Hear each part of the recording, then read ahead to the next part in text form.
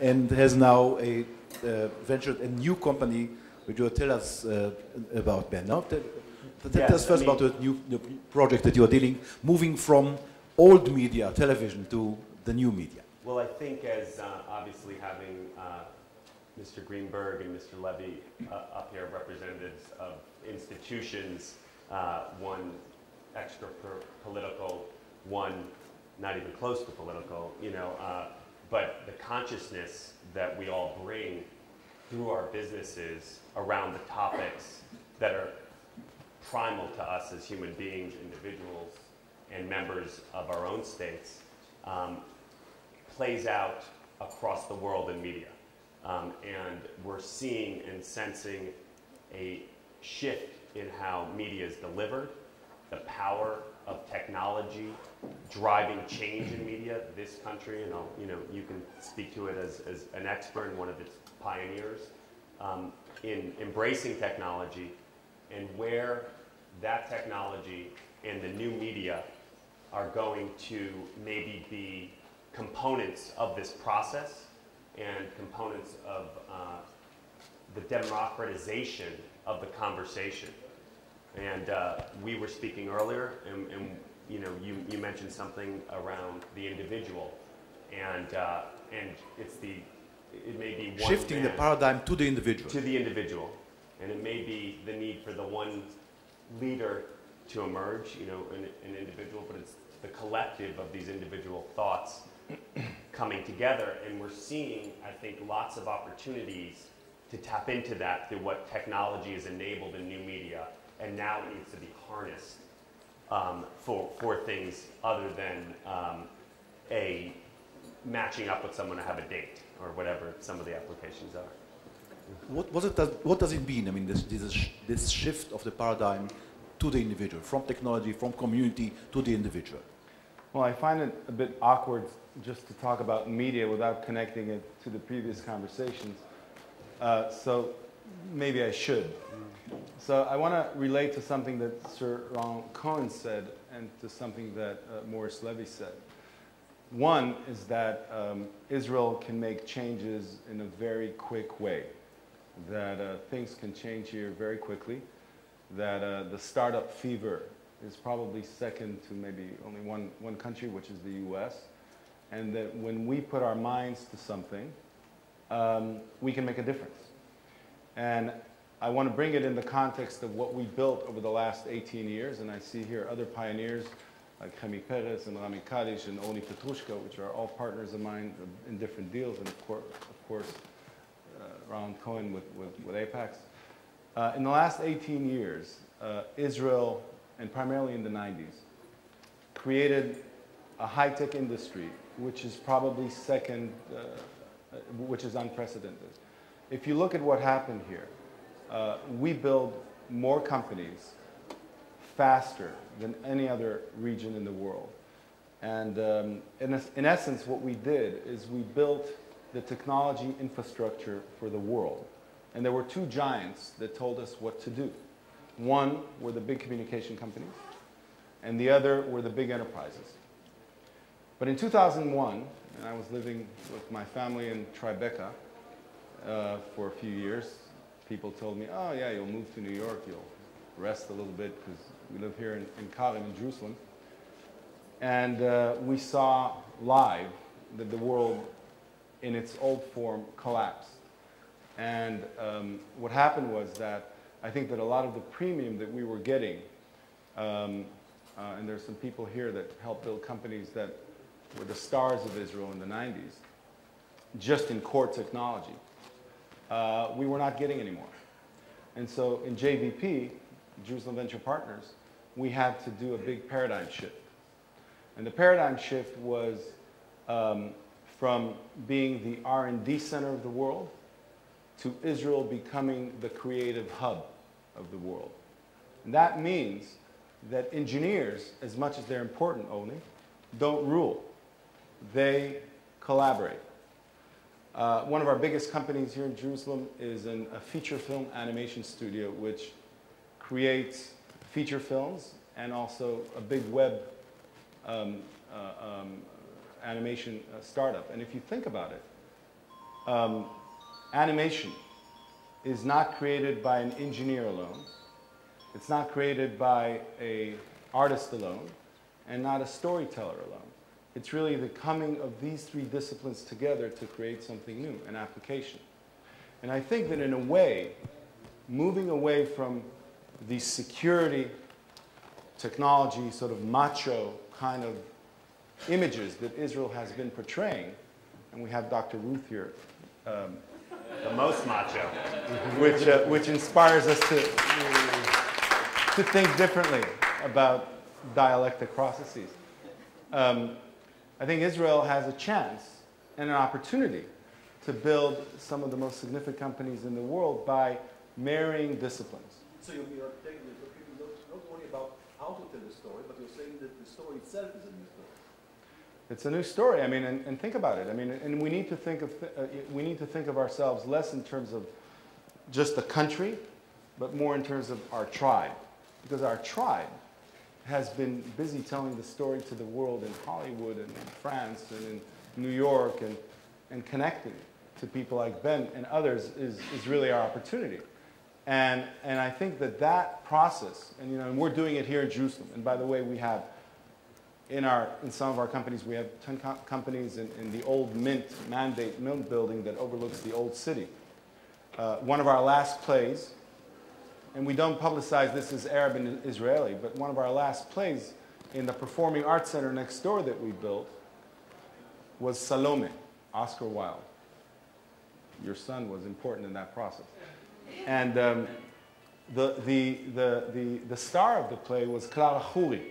Clara Khouri is an Arabic actor which played in The Syrian Bride.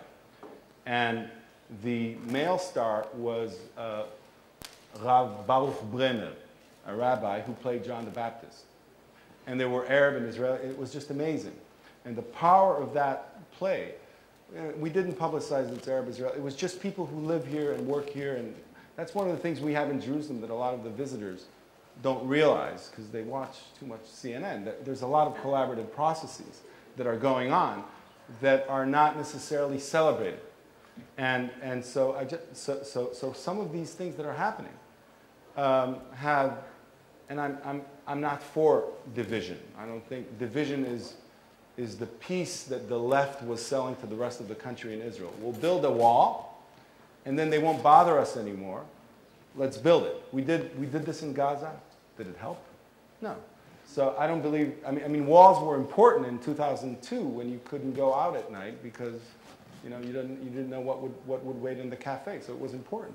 But I think that right now, and we're working with a bunch of Palestinian and Arab leaders, there is something that the political leaders don't always understand. What we need beyond just the initiatives themselves is a narrative. And that narrative speaks about Israel in a way which is new, more open, just like the way we do business.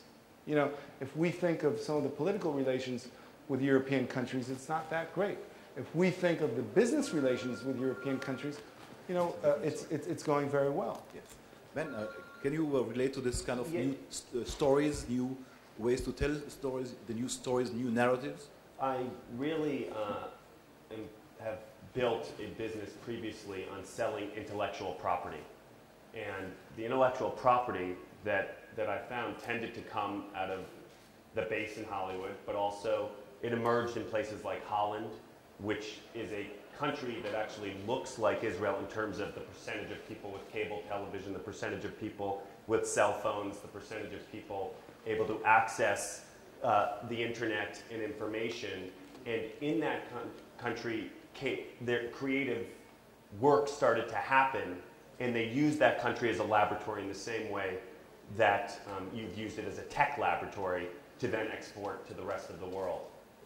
And you saw that happen in some other countries. And the first 10 years that I was doing that, I sold probably hundreds of ideas to Israel. Actually gave them at a discount, just so you know. But oh, I did.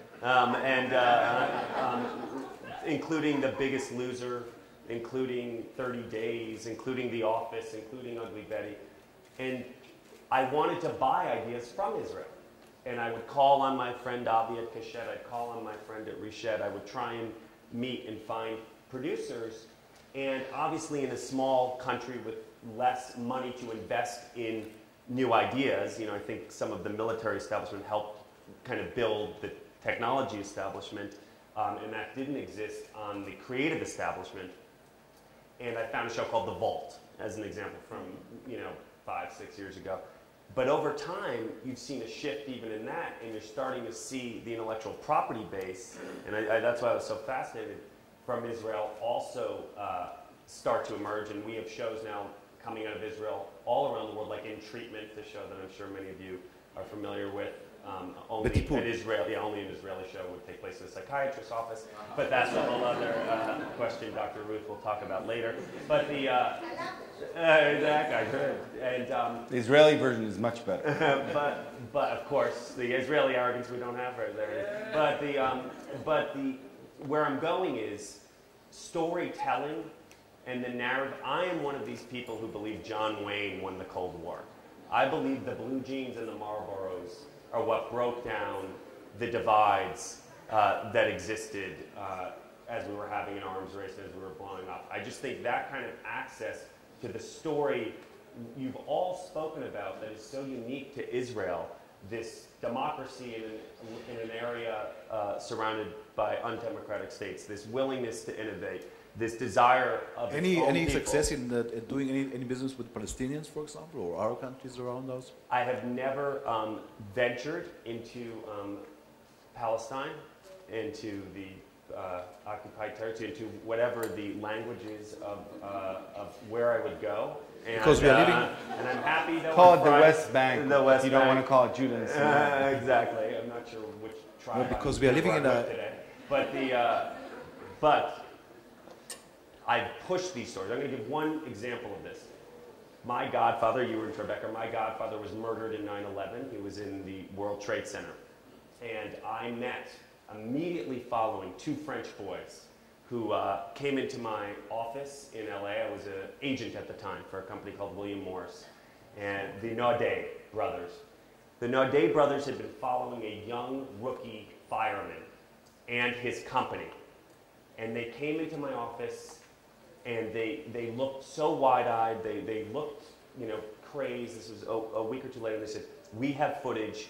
We have been following this family of firemen for the past 6 months and the story of this one rookie, and we were in the buildings. We have all the film of all of what happened there, and we are wanting to put together this documentary, and we need help. How do we do it? What do we do?" And so I built a plan for them. It's an incredible documentary, The 9/11 is the name of the documentary. And I put it together, and I made CBS air it commercial free. I wanted it to have the broadest audience possible. We developed awareness because I really believed and was watching around the world.